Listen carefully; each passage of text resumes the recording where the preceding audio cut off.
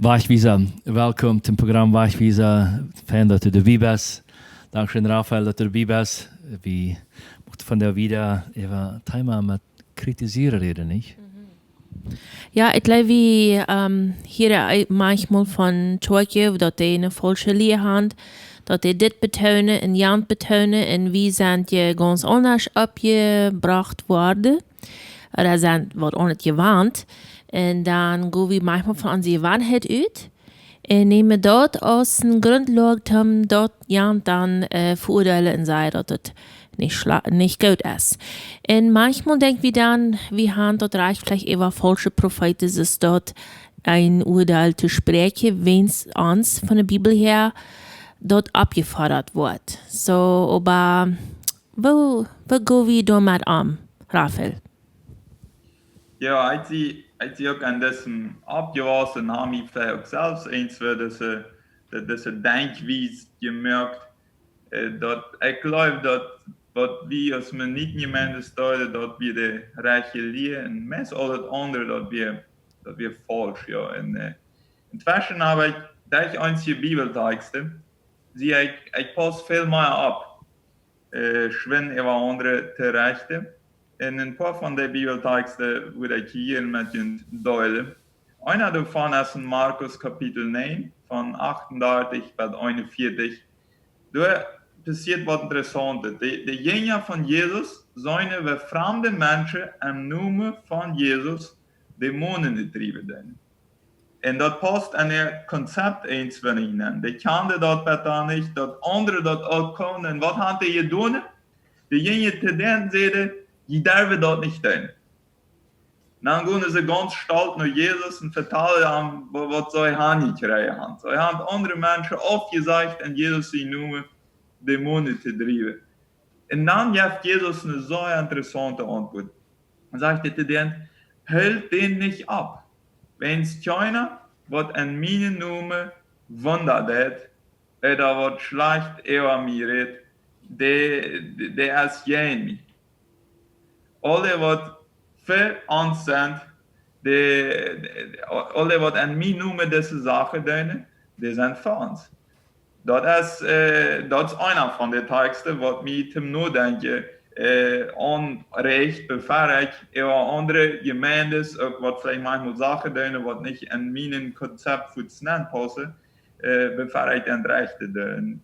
Een tweede Bibeltext is in Matthäus Kapitel 16, van vers 13 bis 23.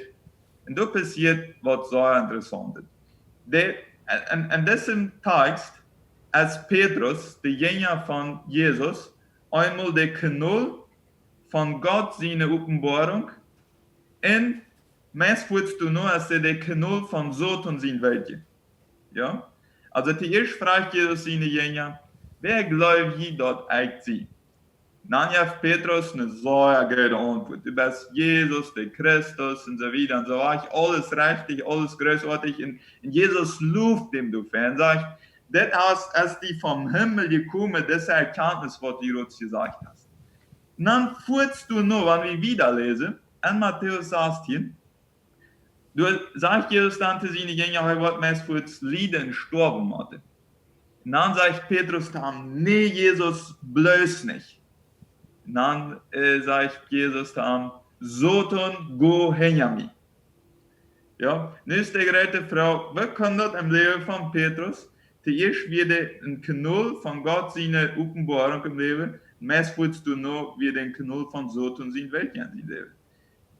Die Sache ist, wir Menschen sind nicht perfekt und dass wir einen Fehler merken, das merkt noch nicht all das andere Gute, was wir vielleicht getan haben, zu nichts.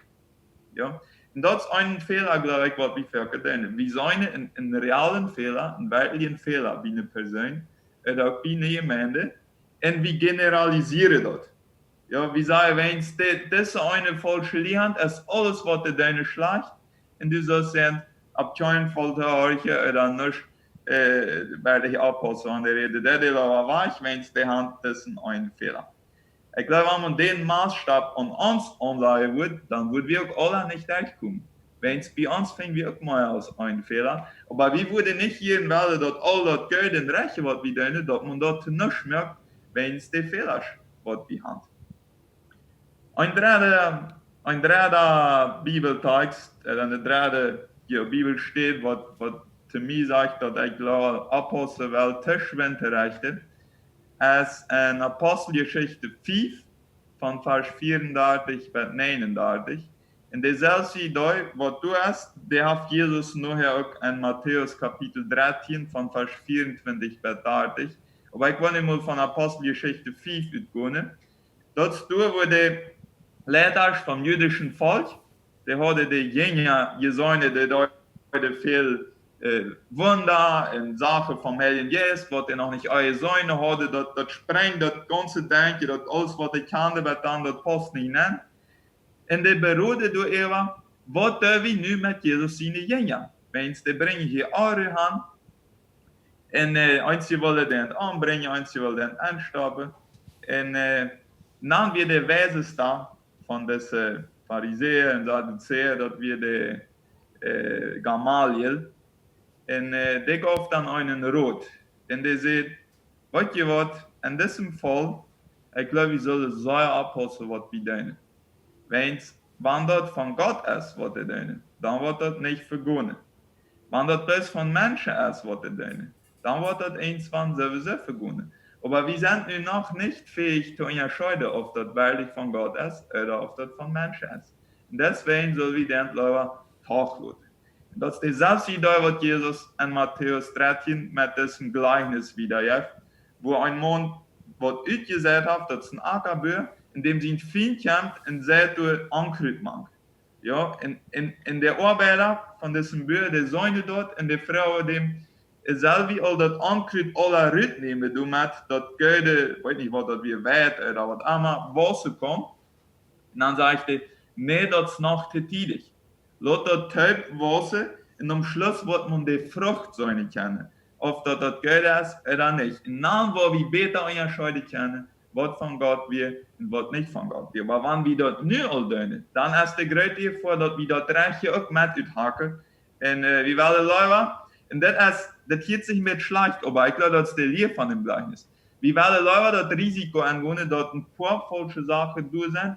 Und es steht das Risiko anzugehen, dass Geld, was du hast, uthaken. Ich hoffe, man nimmt mir das nicht falsch auf. Vielleicht versteht jemand das Gleichnis anders. Aber dort ist es eigentlich das Verstehen, was ziemlich klar der Lehre von dem Gleichnis ist. Ich glaube, wichtig, wie diese Sache ist zu unterscheiden, was sind fundamental welche Sachen und was sind auch welche Sachen, wo wir aber mit verschiedenen Meinungen leben können. Ja, wie fundamental welche Sachen, zum Beispiel Jesus als Gott und Mensch. Ja, wer dort fragt, der ist falsch, und mit dem kann ich nicht helfen. Dann haben wir Sekte. Ja, deswegen habe ich nichts mit Jehovas Zeugen, mit Mormonen und so. Oder wer sagt, die Dreieinigkeit von Heilige Geist, Sehen und Vorder, das gibt nicht, das ist nicht in der Bibel. Ja, das ist eine falsche Lehre, durch mal wie fortgeschlossen haben. Ja, mit dem kann ich nicht helfen.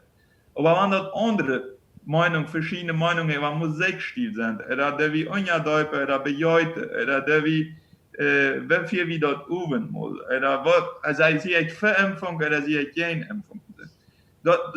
Durch habe ich Lehre, glaube ich, miteinander zu leben, auf verschiedene Meinungen zu tolerieren. Und irgendwann am Schluss, was zurückkommen, was wir richtig oder was wir nicht richtig. Und durch, wo wir ans Brücke von Gottes Weisheit nicht notwendig gelassen haben, miteinander auch mit verschiedenen Meinungen anzugehen. Und wenn du das zweite Beispiel, was du da hast von dem Pharisäer, erkläre das, wo er abfahrt, weil doch wachte, nicht? Weil, wir kennen das nicht nu. Du hast hier auch eine ganze Reihe Beispiele noch. Also, der Herr redet aus Erfahrung, aus Weisheit, ich mal da und da, da und da. Das sind Sachen, was passiert sind, und das ist nicht bloß eine Theorie, was er da abstellt, sondern der haben das alle Erfahrung, was passiert, wenn Menschen abstehen. Und you know, wenn wir nicht checken, wie weiß ich das, wie kann ich nicht das Bild von wieder aufchecken? Der wäre weiß, dass er das nicht versucht zu merken, wenn es Gott ist recht, ja. Ja, und da würde der selbst nicht hinkriegen, ja. No. Und wenn sie das versucht hat, der würde nicht hinkriegen, wenn Gott dahin ja wir. Ja, und die Sachen, die nicht von Gott sind, die waren auch irgendwann sowieso in der Gune. En ik wil me niet verzinnen, weil je Gott en nu her zei, maar hij een wat gekämpft, wat werkelijk van die aber eins war dort falsch verstanden und hat ihn recht bekämpft. Ja, dort würde ich nicht angehen, weil das Risiko. Wel, sehr interessant. Dankeschön, Raphael. En nochmal von uns allen, nicht? Wie das für das Programm, weil wir nicht geschwind rechten, weil wir checken, weil wir die Frucht checken, was du rutschämt, daran, wo ihr erkennen, sagt die Bibel. En noch ein Vers, was mir sehr, sehr wichtig ist. Das sagt doch, dass die Christen, oder die Welt, die die Christen daran erkennen, wenn die seine Wege sich miteinander sind. Und dass wir immer waren, auch wenn die Mensch anders denkt, oder wenn die vielleicht einzelne Sachen anders tun, oder die zweite Hälfte ein bisschen anders, als ich vielleicht für richtig würde finden. Solange uns die Grundsachen durch sind, dass Jesus Christus, durch Gott und Menschen, das heißt, erwähnen dort mehrere Sachen, weil wir uns immer waren, dort orientieren und einfach checken und dann live haben füreinander, Geduld haben miteinander, entsteht auf unserer Brille am sein, nicht? Wow.